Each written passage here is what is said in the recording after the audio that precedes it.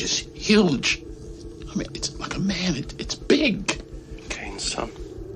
You still don't understand what you're dealing with, do you? Perfect organism. Just tell me one thing, Burke. You're going out there to destroy them, right? Not to study, not to bring back, but to wipe them out. That's the plan. You have my word on it. All right, I'm in. Let's rock! Don't look back, dude! Run as fast as you can! Look on my works, ye mighty, and despair.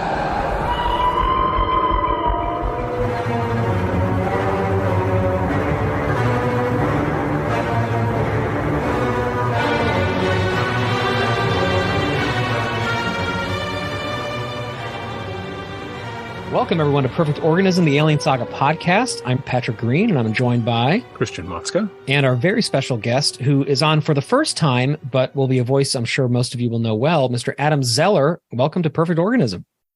Hey, guys. Thanks for having me. Glad to finally be on here. I know Aaron's been on here a little while back at this point, but it's my first time, so really appreciate the invite.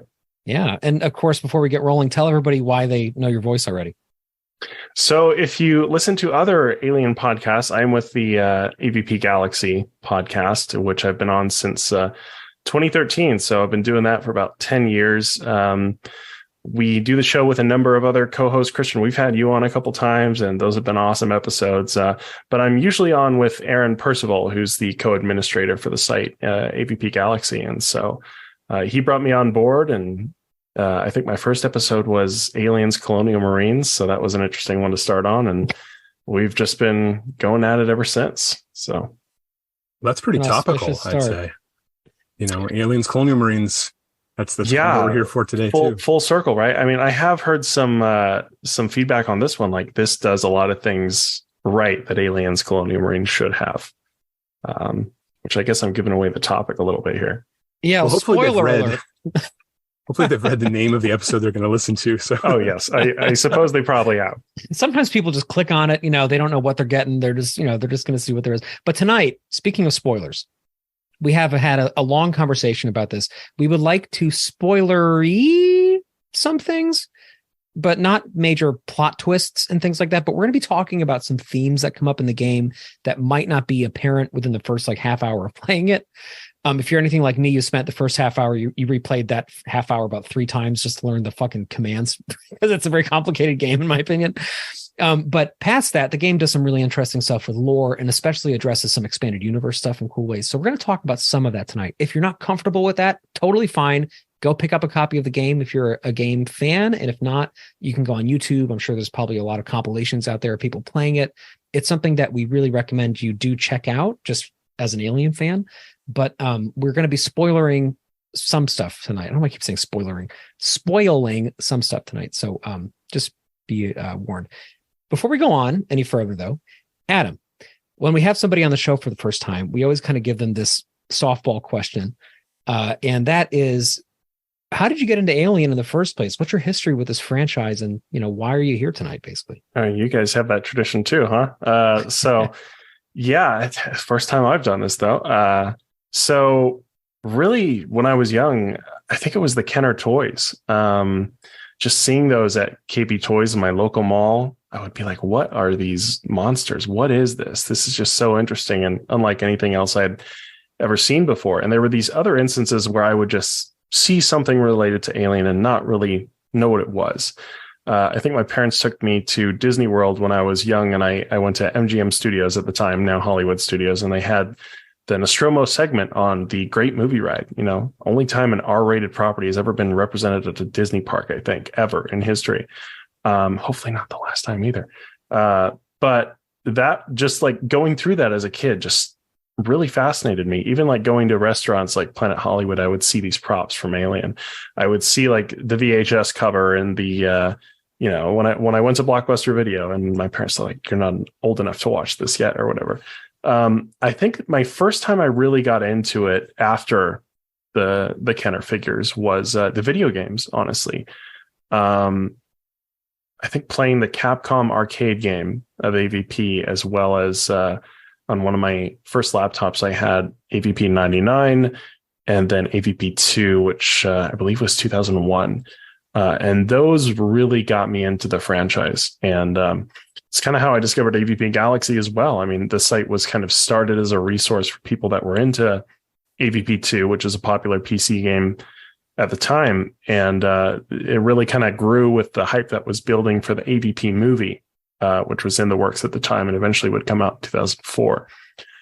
So AVP was really a big part of me getting into Alien, I guess. But I think Alien was what I was first familiar with, you know. I think I discovered Predator also with the Kenner toys, and it was like the ultimate alien hunter. I'm like, wait, this is related to Alien? Like, what is this? This is also cool. So Alien was definitely the thing I was first interested in. And then I think in my mid-teenage years, before AVP came out, I just watched all the movies. I think I saw Aliens first. I'm not sure why. And then Alien 3, Resurrection. And it wasn't until a little bit later I saw the Predator films, but I just loved all of them. And I was so hyped for the AVP film when it came out. And I don't know how much of fandom liked that one, or I know views have evolved on that one too over time. But I really liked it when it first came out. So yeah, and I guess I've just been a fan ever since. It's never been something that stopped for me. A couple lightning rounds for you really quick. If you had to choose one to nuke off the face of the earth, would it be Alien or Predator? You can only choose one. Man, I guess just responsibly, I would have to say Aliens, because the Predators, at least they're not going to take us out just by this massive swarm. They'll just be hunting here and there. That's a good answer. That's more sophisticated than what I was looking for. I meant in terms of properties. Like if you could only, if Alien didn't exist or Predator didn't exist, which one would you get rid of? I thought you meant like literally nuking them if they were actual, in reality. But I don't know if I can make that choice, man. See, I just love both. I don't really have a favorite. I mean, I will say Alien is considered more elevated or whatever, right? Predator has the more action movie vibe, but there's some deeper themes that play in Predator too that I think are often overlooked. We talked to an author who did a whole essay on Predator recently, and he had a lot of interesting points about that film that I hadn't really considered before. So I can't make that choice, man. Like, for me, they're both just so awesome. If you were stuck on a desert island and you had to choose between Alien Resurrection or The Predator. Oh, that one's easy. Alien Resurrection for sure. All right. That movie grew on me. Yeah. That's a good answer. And my last lightning round is, are you an Alien person or an Aliens person? See, also I love both. Come on, Adam. But I think Aliens kind of takes it for me just by a little bit. I can appreciate the horror vibe of the first film, the haunted house in space elements of that. But Aliens was just such an awesome thrill ride, but it still had that horror and that tension. And it's one of the things I think this game handles so well is recapturing that feel of Aliens. So many Aliens games have just been mowing down aliens, and this one captures more of the, like, we have to hide, we have to fortify, because we can't survive against this threat. So to me, I think it's got to be Aliens. Like, that's what took this into a franchise, was that second film. First film, masterpiece, awesome, love it. But second film, that's what really started the Aliens legacy, in my opinion, or Alien legacy. Because that's the weird thing too, is the whole aliens, same property, but different names now. I mean, mostly Alien, when a new Alien movie comes out, you expect it to be called Alien, right? But like, we got another Aliens, how weird would that be? Because the comics for the longest time with Dark Horse, they were almost always Aliens. Yeah. And now with Marvel, it's Alien. But the Titan novels are almost all Alien, except certain ones, and the authors have all said they had to fight for it. Yeah. Or distinctly ask, I want this to be an Aliens novel. Yeah. And here, like, we are. Phalanx or... Yeah, this is an Aliens video game where we've had Alien games as well.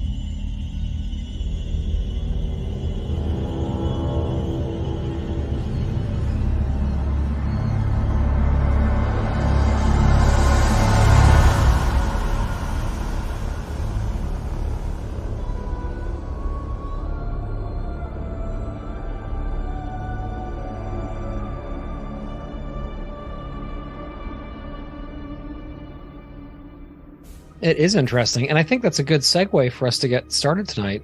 Christian, you want to kind of kick us off a little bit with this conversation about Aliens Dark Descent? So this game kind of came out of the blue for me. We'd heard some rumblings about a few things, and of course there were the people. I mean, Fireteam Elite came out a year and a half ago, I believe, and in the discussion of Aliens, Colonial Marines, the debacle, Fireteam Elite is a major touchstone of an attempt to do it right, and I would argue that Dark Descent is another attempt in a very different way to do right by the concept of the Marines. So what makes this game so interesting, of course, is that it is a top-down view where you're controlling a squad of Marines as opposed to a first-person shooter or an over-the-shoulder like Fireteam Elite. And I think that came as a big surprise to a lot of folks. And there was, myself included, there was some concern about how in the world am I going to have any sense of dread or fear when I have this God's eye view. And we can talk about how well or not the game has handled that. But it's more than just a shoot 'em up. There's a lot going on here. I believe that the company Tindalos is out of France. I'm really curious because that appears to be a Frank Belknap Long reference. He was one of H.P. Lovecraft's circle of fellow writers. The Hounds of Tindalos was the name of the story that he wrote. Anyway, I always tie it to Lovecraft if I can. But I think that being potentially from France, there's some language issues, but it also, I think, has an interesting character all its own that maybe if it had come out of Silicon Valley, it wouldn't have. So what do you guys think? I mean, I haven't been familiar with, I didn't think into Tindalos as deeply as you did, Christian, but I haven't been familiar with the studio before. I researched them when this game was first announced, and I saw they had done some Warhammer games. Another thing I'd mention is the publisher too, Focus Entertainment. Like, this is their second Alien game, and I guess we also have 20th Century games now as well. So it makes me think, like, is Focus the main kind of publisher for this, like Sega used to be now for this franchise? So, but yeah, I think Tindalos did a great job. Honestly, I mean, the game has had some technical issues, but overall the reviews, I think, have been pretty mixed to leaning more positive. A lot of the reviews I've seen have said, with the technical issues fixed, this is a really solid Aliens game. And it's worth noting that most of the technical issues people are pointing out are very patchable, which is great, right? These are not game-breaking issues. It's just things like voice syncing and lip syncing and some kind of graphical things that are very easy to fix. So I think that bodes well for the future of the game. Going back for a moment, when this was announced, I guess last year, Christian had a front row seat to my crankiness about it, because I personally was like, why do we have another like Aliens squatty game coming out? Fireteam Elite was a lot of fun. I sank a lot of hours into that with a lot of friends. I really enjoyed it, but I was kind of ready, because I'm perennially ready for the next Alien Isolation to come out. And my life is just a series of replaying Alien Isolation and then just praying that we get news that a second one's coming. So this to me was not very interesting. And the fact that it was a real-time strategy game, which is a type of game that I have just traditionally not really been super into. And then I remembered a game that Adam and I have been talking about from 2004, which AVP Galaxy is preparing some coverage on, by the way. So stay tuned to that channel, called AVP Extinction, which came out, I was in college. I was like obsessed with this thing. It was a really fun game. It almost felt like a tower defense game, but it was basically a top-down real-time strategy thing, sort of like Age of Empires or StarCraft, that I felt did a really interesting job of letting those two franchises speak to each other in a way that didn't feel overdone. And I say that as somebody who's played a lot of AVP games in my time as well. So that made me think maybe that this could work out, and then I started looking a little bit more into the publisher and into the developers, and I was like, oh, this actually is a pretty cool pedigree. And we saw some of the gameplay footage, and it looked really good. And but I still was kind of, a little bit hesitant to get my hopes up. And then, of course, I played it, and I was immediately like, wow, this is actually a really good game. Like, you can tell within a few minutes of starting it up that it takes the subject matter pretty seriously. It has its own distinct feel, like you both mentioned. It feels like a unique product. It doesn't feel like it's just another kind of go out and shoot aliens experience, which has its place, but has been done quite a lot. And so my personal experience with the game so far, and again, I've almost finished it. I have maybe about an hour to go or so gameplay. Adam has actually finished the entire game. Christian is getting there. But this is a game that we're all in various stages of still playing. My experience has been one of joy, honestly. Like, I have been really loving getting the mechanics down, thinking about this franchise in some different ways from some different angles, and especially loving how much it's rekindling some of my latent love for early Dark Horse comics that dealt with a lot of the themes that come up in this game in really interesting ways. You can tell that people who made it did their research and love this franchise. And that, I think, is about as high praise as I can give something. So again, it's not perfect. It's got plenty of bugs. I think there are some learning curve issues, as there will always be with RTS games in general. Like, it's not the greatest game that I've ever played, but I've really enjoyed it, and I'm already getting excited to go back again to the beginning. Yeah, I agree. I mean, I just finished my first playthrough on medium, and it was a good challenge. I mean, the game warns you right off the bat, this is going to be a difficult game. And the first tutorial mission lasts at least a half hour to 45 minutes or something like that. And so I did the tutorial twice just because I was like, I need to make sure I got this, because I didn't typically play these kind of games either, you know. And I remember some fans, when the first teaser trailer for this dropped last year, it was this really dark, foreboding CG trailer, and then it had some snippets of gameplay at the end, and I was like, oh man, one of these games, you know, because this isn't something Alien had really done before. I mean, yes, we had AVP Extinction, but I mean, something like this, I think that had just been out of a lot of people's memory at that point. And this one, less RTS and more real-time tactics, I guess, similar to something you'd see with like XCOM. But yeah, everybody, myself included, was, you know, fiending for that Alien Isolation 2. So it's like, whenever a new Alien game gets announced, they're like, just give us Isolation 2 already. But yeah, I think the more I read about this game, the more interested I became in it. Like, oh, you have to manage your Marines' stress and sanity levels, and it just seemed like it got so deep in terms of what it was going for. And then just playing through it now, yeah, it's just a really solid game. I mean, if you play video games and you're an Aliens fan, I think this is definitely an easy recommendation. You know, does a lot of interesting things with the lore as well. I think another comparison that I've heard from some of our community as well has been, this feels like you're playing through a Alien RPG scenario. Like I'm sure you guys have played it, the Free League Alien RPG. There's that game deals with stress management as well, you know, of your group of characters. So, yeah, it's just, I'm looking forward to my next playthrough as well. I'll try and up the difficulty a little bit and see how I fare. But there's always just this sense of pressure, because there's a countdown timer, you know, and that countdown timer only intensifies as the game progresses. So I was going to bring up the role-playing game, because they're definitely, someone sat down and went through that manual and picked things that they thought, like the stress mechanic is a great example. And how wonderful to see that kind of like, oh, that's a good idea on paper, or it's a good idea in a tabletop setting. Could we incorporate that into a game? And when you have multiple Marines that you're having to take care of, it actually works really well, I thought. And it gives, when the character starts having disabilities because of their stress levels, like this person is at 25% less accuracy or whatever it was, you start like, man, that guy's a jerk, or that guy's really, really suffering there. I started caring about these characters more.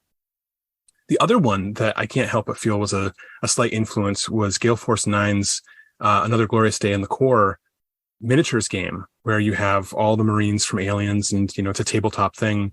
So much so that my 11-year-old, after playing this game for a week with me, got out the tabletop game with all the miniatures and spent hours today. But he kept saying, I'm playing Dark Descent. I'm not playing Another Glorious Day in the Core. So it really had kind of got in his head. He wanted to, but it's that exact same top-down view. I'm looking at my Marines. I'm looking at the horde of aliens coming at me.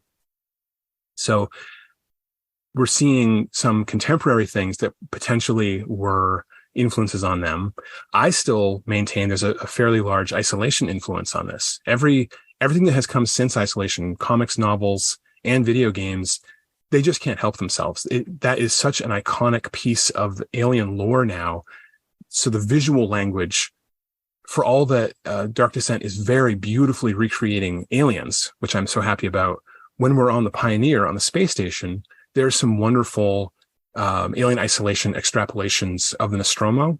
And then, of course, we have these next generation working Joes with the Weyland-Yutani logo and the pupils, which is a contentious point for some people that they have pupils now. But I'm just loving, because Fireteam Elite did it as well. I'm loving seeing this embrace of isolation while not trying to copy what isolation did story-wise.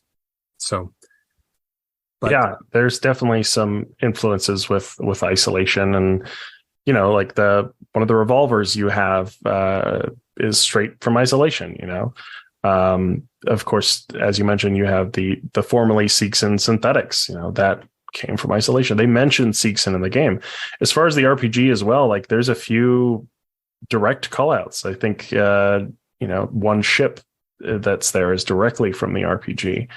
And there's a lot of just lore presented in little things you pick up as well, like these data pads you collect, and there's a lot to read there in the codex of the game that talks about the different enemies you face and the different things going on in the alien universe at this point. So it really goes in depth with that. A lot of cutscenes too. Some fans complained that Fireteam Elite didn't really have enough in the way of cutscenes, but this game definitely has plenty.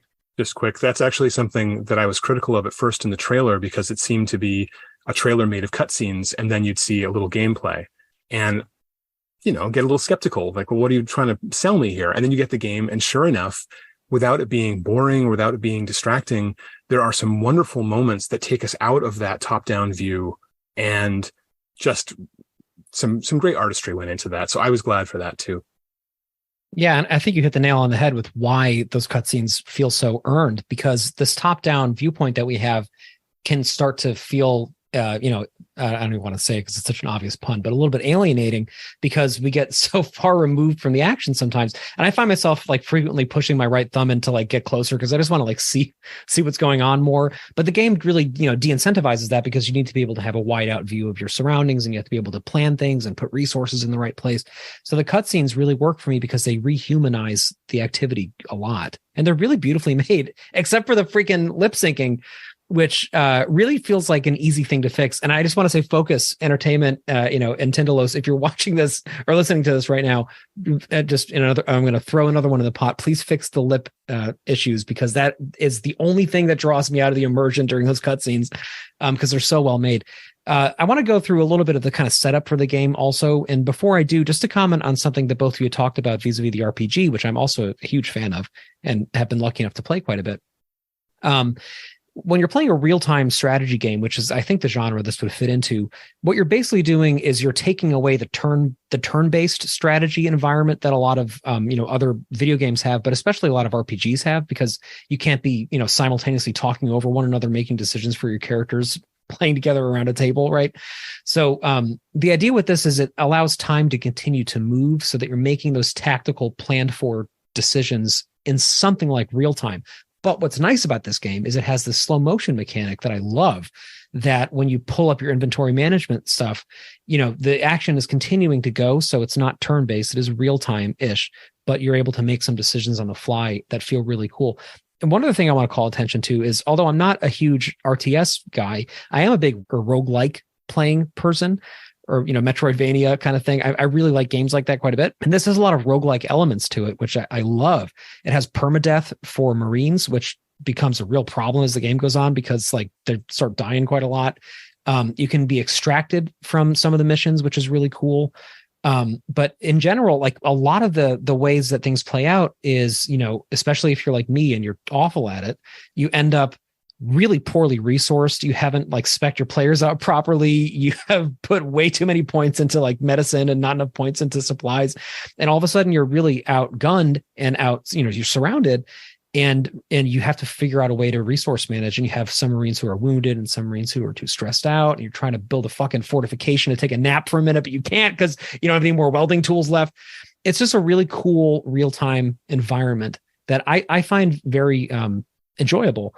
And I'm curious, it'd be fun to talk more towards the end of the episode about things we've noticed as we've been playing. But like, they do a good job of getting in front of bad habits you might get into. Like in the early stages of the game, I was just running the whole time.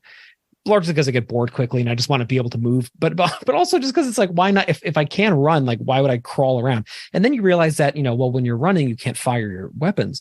So that forces you to kind of configure that. And anyway, a lot of cool gameplay stuff to talk about. But before we get to the gameplay stuff, to kind of bring us back for a moment, this takes place about 2 decades after Alien 3. So this is, in terms of canon, that's sort of where we're at.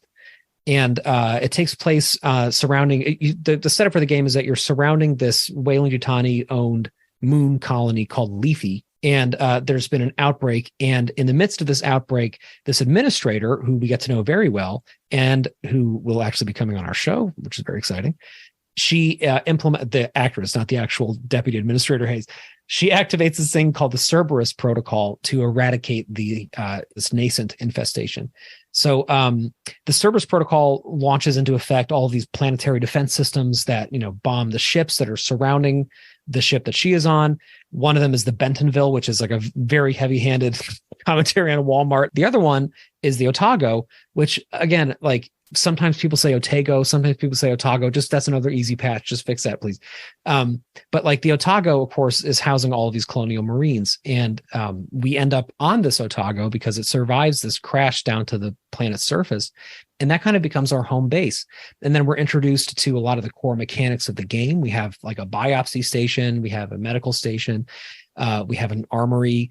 We are we learn how to equip our characters, which is where we get into a lot of the RPG-like aspects of this game that I love in terms of how to help characters to level up, to gain abilities, to be healed, to be properly spec'd out for missions. And then before you know it, we're off to, I think Dead Hills is the first mission, and we are basically up Schitt's Creek trying to figure it out and trying to remember what buttons to push because there's a lot of them. So, that's kind of the setup for the game. I guess to kind of get things rolling, what did you think about that? Like, what were your first feelings as the game was unfolding? I mean, I was just getting into it quickly. I mean, I think, like you were saying, the game also has roguelike elements. And I think that's one of the game's real strengths is just it merges these different kind of gameplay genres a bit. Like there's survival horror elements as well, real-time tactics, roguelike. And so it was interesting to me in its uniqueness, both as an Aliens game and as just a video game, but yeah, I was very much into it quickly, and I noticed it wasn't your typical Aliens game. You weren't just mowing down aliens left and right. It had a heavy stealth focus. Another thing that was very prominent in Isolation. So to have that be in an Aliens game, now you still do have your moments where you're mowing down aliens, but a lot of those times you are held up somewhere and you're trying to get them into choke points and you're fortified. So there's still this tension that this threat is overwhelming and you're not just running around and shooting these things endlessly. So I feel like the game really handled the horror aspect of the second film. The second film, it's like action horror, it's thought of a lot as an action movie, but there's still a lot of good horror elements in that second film. But yeah, and as far as contributions to the franchise as well, like the Otago, that's a ship we've never seen before. That's a new original design. So things like that, it's just like Isolation did. It's something that may continue to go on, that we'll continue to see as fans. And some of the existing things as well, the weapons we've seen in Aliens, you have your old Cheyenne dropship, and your APC, and the earlier APC, the ARC, was actually based on Ron Cobb's original design for the APC. So that was a really cool inclusion that they did there. But yeah, I mean, overall, just going through this game, I think it took me about 44 hours to complete it on my first playthrough. So good amount of time. Also, I feel you on the wanting to just zoom in closer, Patrick. I used some PC software to kind of break the game a little bit to let me get in even closer and take some screenshots of it. So, and how does it hold up when it's close up like that? Pretty well. I mean, yeah, it's not meant to be viewed as close as I've been taking some of those screenshots, but the thing is, like, the game, the models scale based on how close they are to your characters. So if you try and take a shot of an alien that's a bit too far away from your Marines, it'll look very polygonal, very rough. But if it's right up next to your Marines, it'll be a really excellent looking model. So use of optimization resources there, I guess. and they're stylized. I mean, the game has a very clear idea of how it wants to present these things. Sometimes it's a little more successful than others. There's a few of the Marines, like the sergeant with the prosthetic arm. On my Xbox One, his face is just mush. I don't know what the heck is going on with him. And with other characters, there's a clear definition, but there's also a clear artistic choice of cragginess or shadows or whatever they're going for. So similarly with the aliens, they clearly redesigned it in the way that they wanted so that it would perch certain ways or hang certain ways. And I'm very taken with it. I like, again, with those cutscenes, we get these really neat shots of the fingers and the face, and getting into a little spoiler territory, but some of the other aliens that we run into, especially the Praetorian, I just love what they did with that. I think it's very well executed. We'd be remiss if we didn't note at least a few of the Joseph Conrad references that are sprinkled through the game. The Otago was the ship that Conrad himself piloted or was the captain of for a short period. Obviously there's a Marlowe and a Kurtz in the game. There's a few others. I actually just today, I'm just going to say this, discovered if you read Heart of Darkness, the main character, Marlowe, works for the company. It is never named. It's never specified. It's just the company. And now I've got to go back and try to figure out, was that a Dan O'Bannon thing in the original script, or could that actually have been something that Ridley Scott brought with him? Because all the Conrad references in Alien are coming from Ridley Scott. As far as first impressions, I just want to say the very opening shot where you see the planet and you're getting closer and closer. I love that stuff. I love when we're shown how insignificant the humans really are. There's this just vast, uncaring universe. And then here's this little dot and we get closer and, oh, it's a space station and there's some other ships around it. It's slightly undone by the fact that we don't see the Cerberus satellite system that apparently is completely surrounding this area. And I don't understand why this linked satellite death trap would be placed around this planet. Maybe I haven't gotten there in the game. Like, no one has questioned, oh yeah, we'll just link up Cerberus. That's what we're going to do now. That plot element got an eyebrow raise for me. I'm like, no one's ever asked any questions about these death satellites that are just right off this station. And yeah, I mean, this game does have a few little narrative issues. You know, there's a cutscene later in the game that has to deal with, I guess, Maiko coming to terms with the company, and you know, it's kind of like, you didn't think the company was in it for the money? Like, really? So yeah. But overall, I feel the narrative was fairly solid. A few of those moments aside. And the whole Cerberus protocol, like even further in the game, there's some issues with that where I'm like, this doesn't make much sense. I mean, come on. But overall it didn't hurt it too much for me. You know, on Babylon 5, got to bring that up, there was a planetary defense system around Earth that the president of Earth, who was a bad guy, had turned to then face Earth and was going to do a scorched Earth program kind of a thing. But the idea was that it was meant to fire out to defend the planet, and he had all the satellites turn in to fire inward.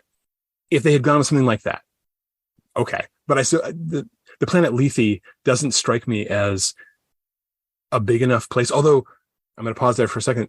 This is the first time we've seen a planet with so many different colonies or colonial structures. And that's been really cool too, to have these different environments or different, you know, socioeconomic groups even. But again, it's not that big a planet to have this, you know, death shroud laid around it. Yeah, it's one of the interesting things I liked about that comic, Dust to Dust, is we saw when a planet colony had become more of a city, you know, than a colony. And this game does have a number of locations you visit on the planet that are pretty distinct from each other, you know, some more industrial and others more urban. And Patrick, I also agree with you on the shots of just showing, you know, us as a little speck in the vastness of space. Like one of my favorite shots of Prometheus is just that one where it's approaching the planet and it's just a tiny, tiny dot is the ship. So yeah, this game did handle that sense of awe, I think, really well.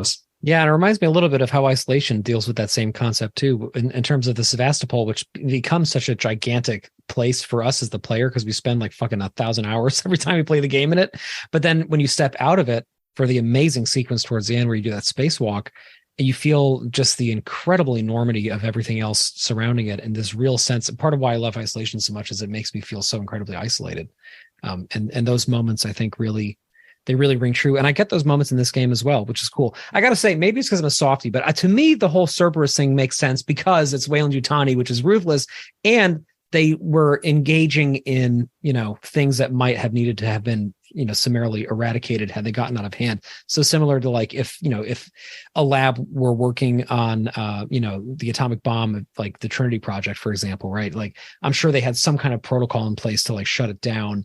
Probably not with planetary satellites that fired missiles, I'm assuming, but I could see like something that had become so incredibly ruthless and powerful as the company state that Weyland-Yutani is in the late 2100s. Like I could see something like that where it just at no cost could allow certain experiments had they gone wrong to escape this planet or something,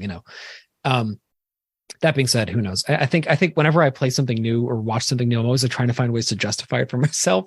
But I did notice that too. I was like, why the fuck would they have this? And why would it be so easy to activate? That's the other thing. Like, why would it take like a couple pushes of a button for this like incredibly also unstoppable termination protocol to be taken into effect that would be, that would murder an entire planet's worth of people? Going back to something else that had come up in terms of creature design, that was something that I evolved on a little bit. I initially didn't love how like the base XX121 xenomorph creature looked very narrow to me. Like it looks like the collarbones are very small and like the creature has this very kind of upright, small build. I don't know why. Like at first that was kind of distracting me, and then I looked at it in terms of, well, this is kind of a stylized take on it, and that kind of unlocked a lot of appreciation for me in terms of looking at things a little bit differently, because it's not supposed to be a photorealistic game. As Christian mentioned, it does have some liberties with things. It's interesting though. Sometimes things really do look incredibly good. I'm playing on the PS5 and I got to say a lot of the environments and a lot of the technology really looks like photo grade accurate. And then the character models are not. Like the character models are very clearly semi-animated, sometimes intentionally so and sometimes unintentionally so. But to me, it works because it feels almost like a really well-drawn storybook.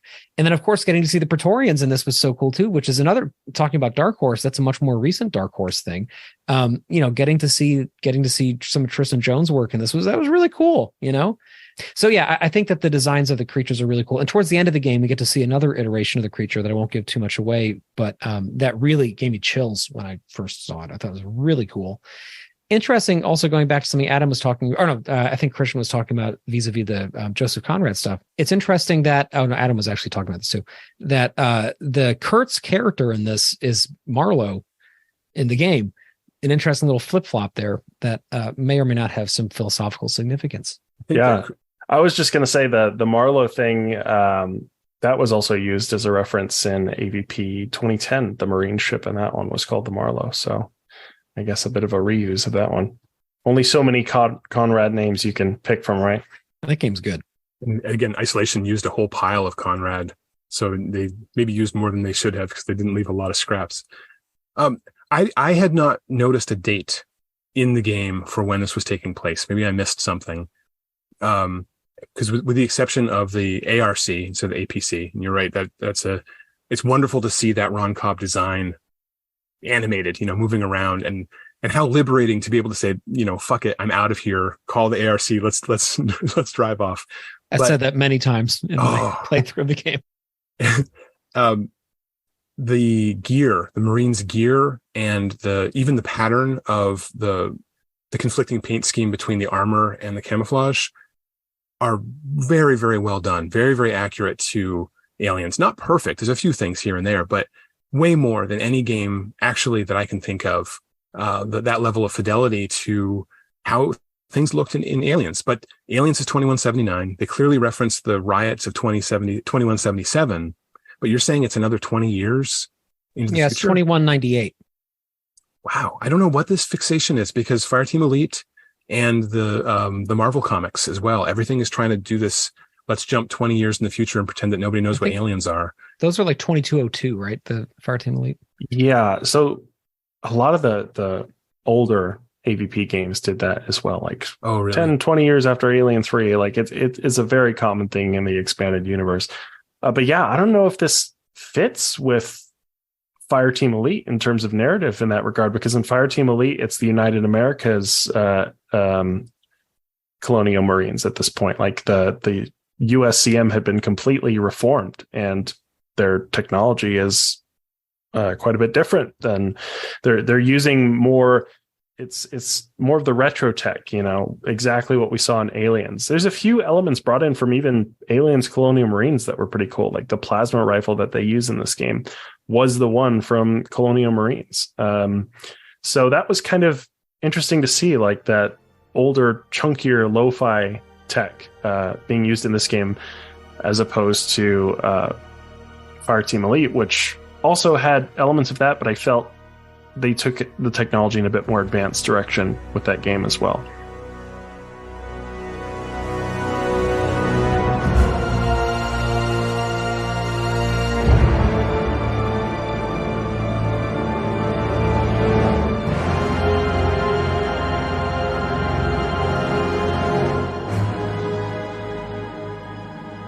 It's worth noting that even back, Mark Verheiden's original Aliens comic books were 10 years after the events of Aliens. So there's a long-standing tradition of having some time jump.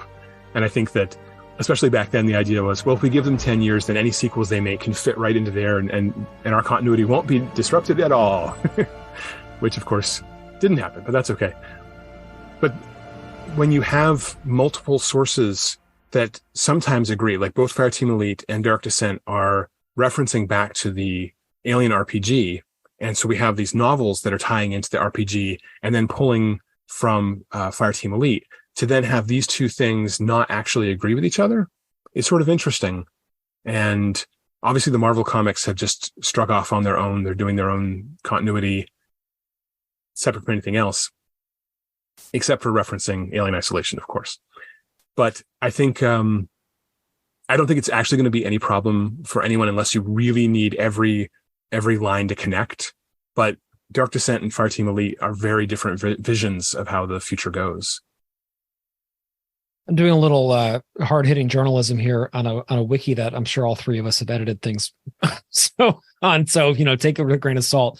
But I guess the timeline is that the United Americas Colonial Marine Corps was established after the 2187 Colonial Protection Act.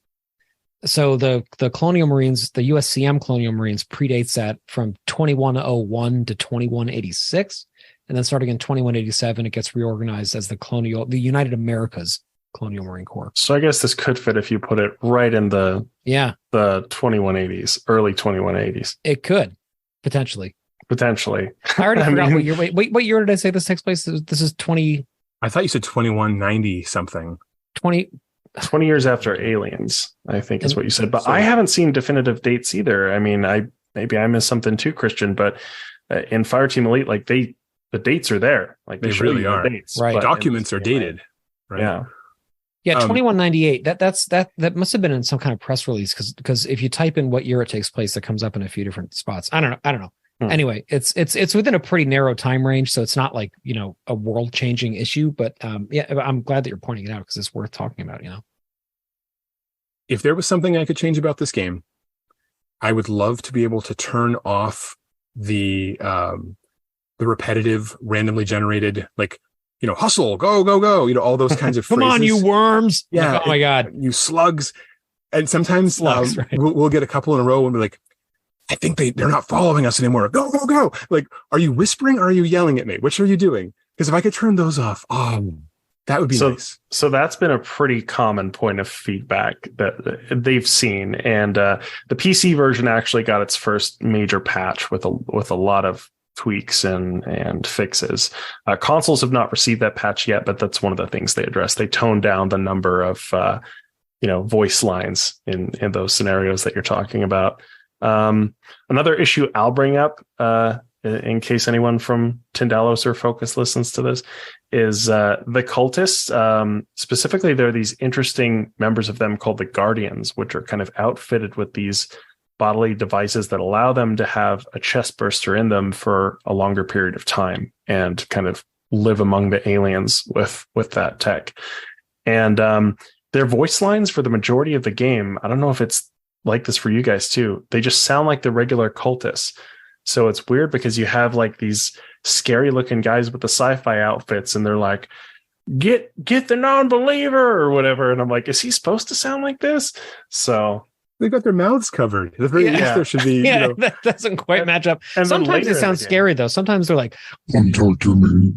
So exactly. Like you hear how they should sound like at certain points, and then later in the game, I'm like, were the voice files mixed up here or something? So I loved the look when the Guardian first in that cutscene reveals himself from behind, and he's got the that's fucking scary glass jars stuck in his back. But he turns around, and I started giggling because it's like a fish tank, and I'm like, wait, where are his ribs? Where are his lungs? Where is his heart? And they make a good point. They very clearly say, well, it's nestled in right between his lungs. Like, not as far as I can see, man. I'm seeing too much interior for this person to be standing upright. Nevertheless, it's a very comic booky, in a good way. It's EU, it's expanded universe content. But then I shoot him.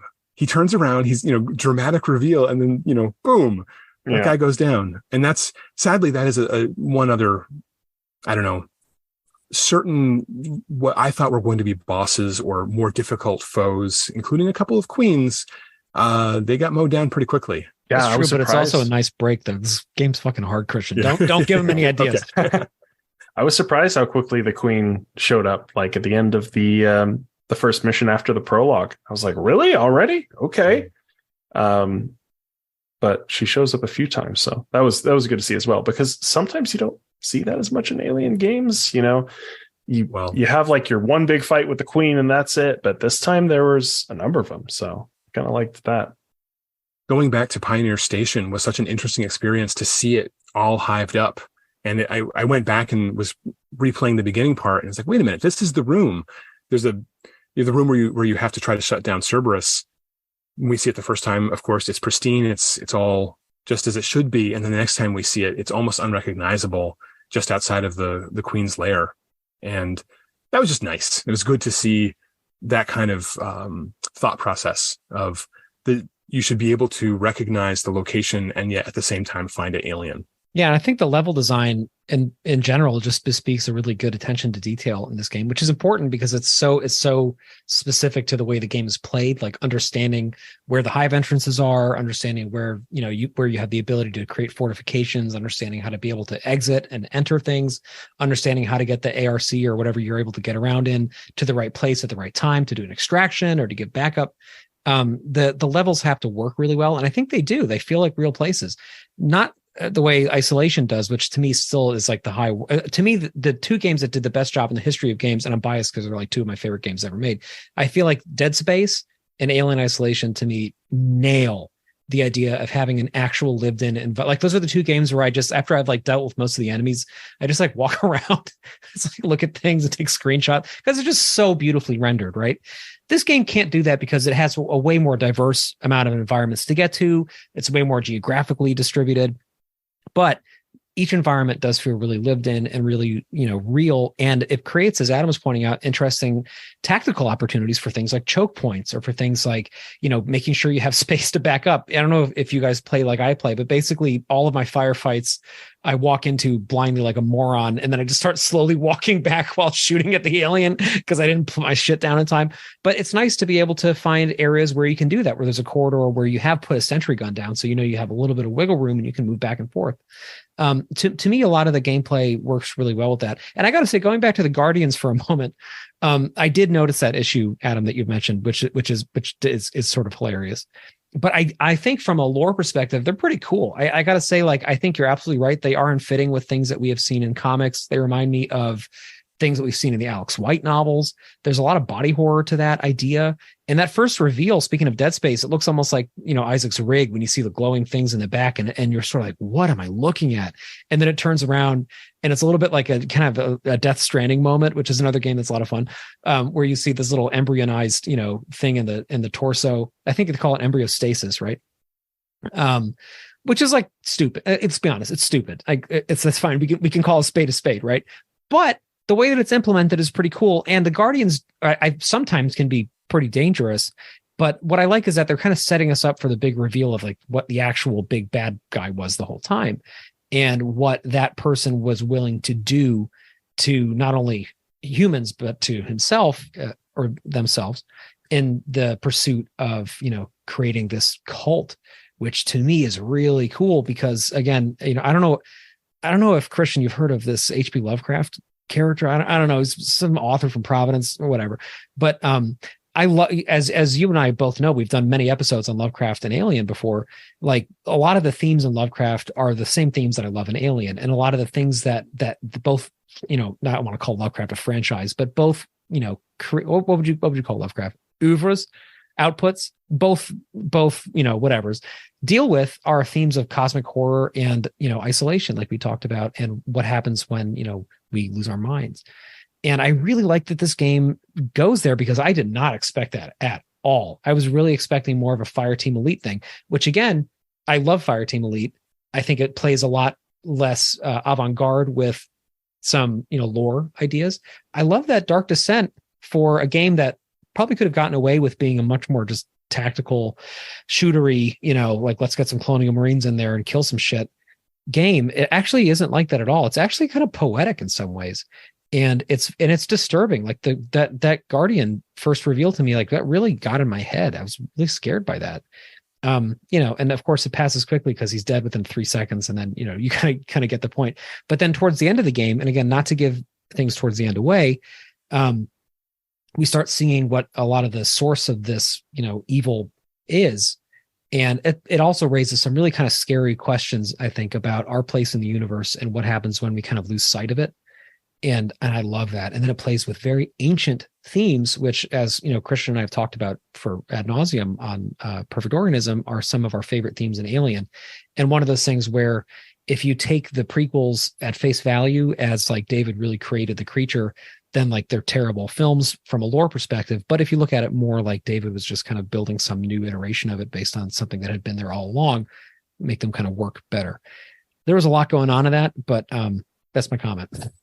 I mean, I agree with you, Patrick. Dead Space and Isolation are hard ones to beat in terms of environmental storytelling, but I was surprised at the amount in a game like this as well. I mean, even something in the first mission where you're going into a slaughterhouse and you see all these ox that were slaughtered, you know, and then we get the runner alien shortly after that. But beyond that, just this variety of environments, even in the prologue mission where you're going through a cafeteria before, you know, it all hits the fan, and you're seeing people just go about their daily lives. And it's that was really cool to see in a game like this.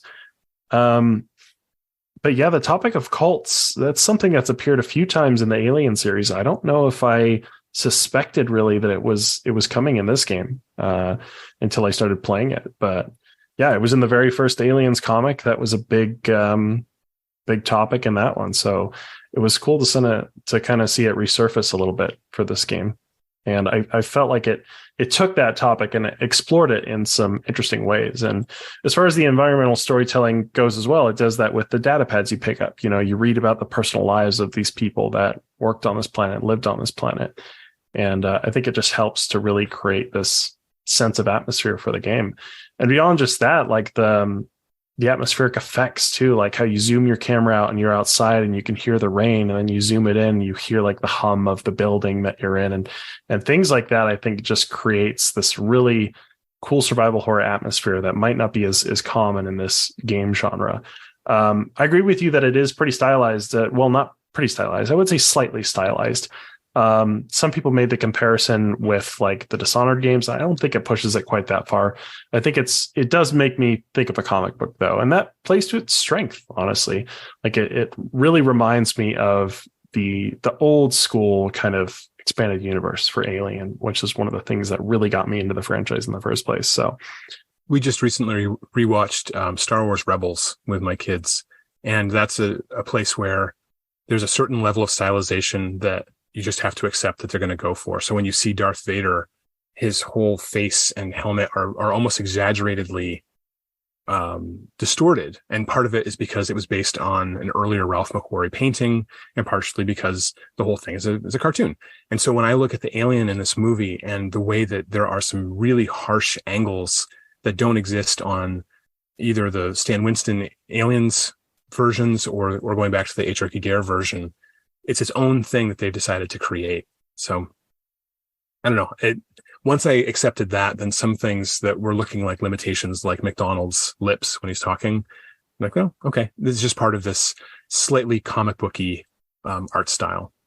I wanted to point out the Pioneer Station is based on one of the 4 spires of the refinery that the Nostromo is pulling it along. There's a shot, it's a photograph of just one of those spires, and it has the exact same dish on the top. So that's kind of interesting. So before we came on the air, Adam and Patrick were having a back and forth about whether or not this film shows prequel influence. And I did not see it, so I'm quite surprised. So I would love to hear you guys kind of discuss, because anything new in the Alien series either acknowledges what came before, or by not acknowledging it, makes a statement in that regard. So this film is making some very clear statements. Let's start with Adam. I want to hear what you think about whether or not there is a prequel influence on this video game. So to me, I felt there really wasn't. I mean, not that I could see anyway. I mean, looking at like Alien Isolation, right? You have this bit where you explore, you all should have played the game by this point, right? You explore the space jockey ship, the derelict. And it really has that design language of the original film. They haven't made anything look more Prometheus-y or anything like that. So it really just stuck to, we're basing this off the first film, off of Alien, and that's kind of what I got with this game. I mean, yes, it pulled more from the expanded universe, from the RPG, but once we get to the later part of the game and we start getting into the whole Lovecraftian elements that I really don't want to give too much away on, it really felt like an older interpretation of that. If there's anything I could compare it to, it would be Monolith's AVP2. We got to see, they called it the pilot race in that game, and they had all this really cool stuff regarding that. And how this game handles that, to me anyway, felt much more like a older interpretation. And just with the specifics of what the game lays out, I kind of saw an incompatibility with the prequels interpretation of the space jockeys, because regardless of how you feel about the prequels, there's no getting around that they were divisive. Some fans prefer them being acknowledged and included, and other fans don't, and that's okay. But for me, it was almost kind of refreshing seeing something that felt like it was a piece of expanded universe that came out before Prometheus. And when it gets into Endgame, that's very much kind of how I took it. It really is. It's impossible to talk about this without, for me at least, spoiling things that are right towards the end of the game. So I kind of want to table this until we revisit it, but I think we should, because Adam's kind of winning me over a little bit in this. I think part of it is because I was just playing this last part of the game like yesterday and today. And so I'm kind of like in the thick of it, and it's playing with my headcanon in a really nice way, in terms of how they're kind of reconciled with each other. But a lot of the things that I like about it really come from ideas, like Adam's pointing out, that predate the prequels and have been kind of just sitting there in the back of my head since, the Dark Horse, especially the early Dark Horse era. And so, yeah, I think you're probably ultimately right that it kind of bypasses the prequels a little bit. But for whatever reason, as a prequel fan, mostly a Covenant fan, I don't really like Prometheus very much, but as somebody who definitely acknowledges them in a pretty formalized way, it didn't feel incompatible, but it felt like it was additional to it. Like it felt like it was sort of another vision that kind of was analogous and sat alongside. But I do think that this is like a bigger topic that we should get into once we can really talk more about the end game, because that's really where most of the stuff that I'm talking about sits. And the ending of this game really is awesome. Like I personally really enjoyed the final mission hugely. And I think it's really exciting and very mysterious and kind of spooky and it just is scary and is not where I thought the game was going to go. so we can kind of table that for a moment. But what I also want to get back to, though, briefly before we come to a close here soon, before Christian and I suffocate in the incredible heat in the East Coast right now that our air conditioning is not keeping up with. A major theme in this game that, again, I won't talk very much about because it becomes increasingly important as it goes on, is the idea of a psychic link within the hive and around the hive. And that psychic link is something that, of course, very much goes to the Verheiden era in the comics and to other things in comics that have come up in other years. The idea that the queen is able to communicate with the hive via some sort of, almost telepathy.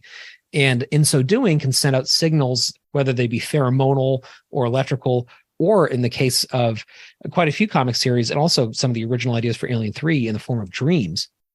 That's another idea that comes up quite a bit and is very Lovecraftian, because it's this idea of repressed memories being spoken to in voices we don't understand and driving us mad. And indeed, a lot of the thrust of this game as it progresses, and again, not giving too much away, is what happens when people are exposed to that too much. Like what happens when we hear too much of a language we weren't supposed to be hearing. It can drive people to do crazy things. And I think that, again, is just another thematic thing that to me feels like it's right nail on the head for Alien. And I just appreciate that the game asks questions like that and makes us remember things like the Queen communicating through dreams and comics that we read 25 years ago, It's another really interesting aspect of the lore that I feel like this game did a really good job exploring. It's something that's also appeared more recently in the book Sea of Sorrows, I believe, the one that was post-resurrection. The main character in that one has like this psychic link where he can kind of tune into the alien signal, like you're saying. So yeah, it's an interesting concept. I don't think it takes it to too far-fetched of a realm, right? It's not like Starship Troopers psychics or anything like that. But it is an interesting aspect, and it was cool to see this game explore that a bit. Well, as the person who's the farthest back in the game, you guys are talking about such amazing, wonderful things that speak to me. Adam, when you said it, I tolerate the prequels. I love how they look. I don't love the lore. And I want to be inclusive in fandom. I want everyone to be able to like what they like and get along. But what that means, and the mean word for this is gatekeeping, but regardless, what that means is the thing that I was loving for 2 decades, I have to set aside to make room for this new thing that some people really love. So to have something given to me that this game apparently is, where it's speaking more to the thing that I previously loved, it's nice to make time for that. It's nice to have something new say, that's still valid. And now the people that love the prequels can say, all right, I'm going to take a little break. You've got your Fireteam Elite, which is dripping with prequel stuff and is actually, I think, handles the prequels better than the prequels do, as far as giving us this expansive, broadened engineer world. Anyway, though, so I'm really looking forward to getting further into the game, and I appreciate that you guys have not spoiled it for me, but I think that we do need to come back around on this, maybe even just as a Patreon episode. But we need to talk more about this, especially as people have a chance to catch up and finish the game. Yeah, I hope I didn't give away too much with what I said there, but yeah, that last mission of the game, man, as an Alien fan like me, I ate it up. And I agree with you, Christian. Like, I'm all about that Lovecraftian, ancient feeling, which was, but I also really want to be inclusive in fandom as well, which is why we can headcanon to things like David. He just recreated the Alien, and Alan Dean Foster did that for us. So it's all good. But, yeah, it definitely merits a bigger discussion, I think. I feel like even Alien 5 plays into that a little bit, and I really enjoyed your guys' epic 3-parter podcast for that one, because that would have just taken, there gets to be a point where a franchise just has so much media, there's no way it could all fit together neatly, right? And maybe sometimes it's just good to throw a wrench in it and be like, okay, there's overarching themes and things, but there's different continuities, and some things handle that better than others. Terminator hasn't handled it particularly well, so there's always a risk there for sure. But yeah, it definitely merits more discussion. I agree. And I think a major reason why the prequels, although they were so divisive, didn't break fandom or continuity at all is because Ridley wasn't able to, actualize his dream of creating that like jigsaw puzzle of pieces that fit together, which I think had we gotten more prequel films, he would have tried to do, and it would have led right into the events of the first film and blah, blah, blah, blah. What I think is great is that like we do have open-ended questions and we do have what ifs, and we have people like me who can love Covenant so much, but see all the shit that's wrong with it and think like, well, that's okay because it has enough that I love and it kind of fits into things in a more fluid way. And when I play a game like this, which doesn't necessarily, embrace Covenant as like canon in a really direct way, it still feels like it fits with it to me. Like it still feels like it's part of the same utterance. And I think, Adam, you put it, beautifully when you said there are overarching themes that things share that feel like they come together. They feel like they speak to one another. And that, I guess, before we recorded, when I was talking about how it kind of marries different visions, that's kind of what I was getting at, was that this didn't feel like, because it doesn't feel like a whodunit, although it kind of is. It feels more like here's a glimpse into, this beautiful, terrifying world that we love, that, not everybody's going to play this game. When a film comes out, of course, like that's like the ultimate canon, and that's what, like culture enshrines as the main story, right? So it's very different. But when we get these side opportunities, and we get these games that play with different aspects of the fandom and continuity, we get these wonderful little glimpses into different ways to interpret the themes that we love so much that, we can choose to take or leave, kind of, even though they become officially part of continuity. And then we have things like the RPG, which has done such a beautiful job of, helping all these different things speak to each other even more. And we have things like you mentioned with Fireteam Elite, where it feels like it's just this beautiful exploration of what ifs, where the prequels really come in a huge way. So all this is to say, we have a large fandom that has a lot going on. We are in an interesting place right now, of course, because we know that filming just wrapped on Fede Alvarez's film just about a week ago in Budapest. So that's like a huge deal. And we're just about a year and a month and a half or so away from the movie coming out for some fucking reason. That's very annoying.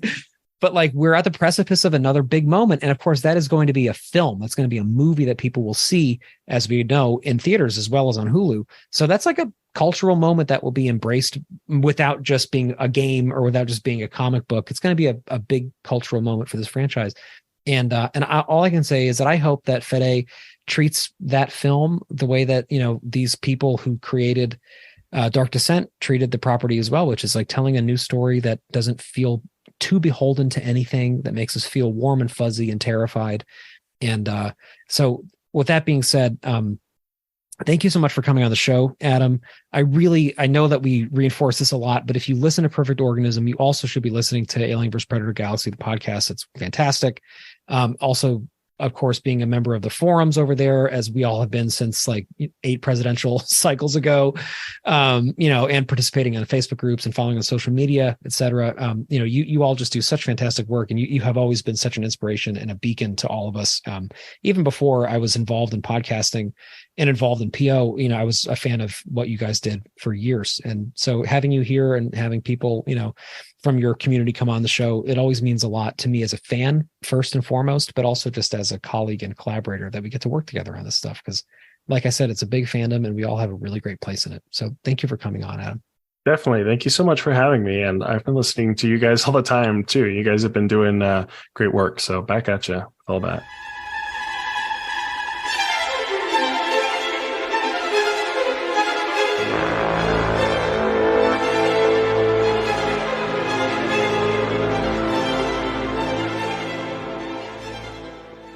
To find out more information about Perfect Organism, the Alien Saga podcast, please go to www.perfectorganism.com. If you would like to support the show, please go to www.perfectorganism.com/support.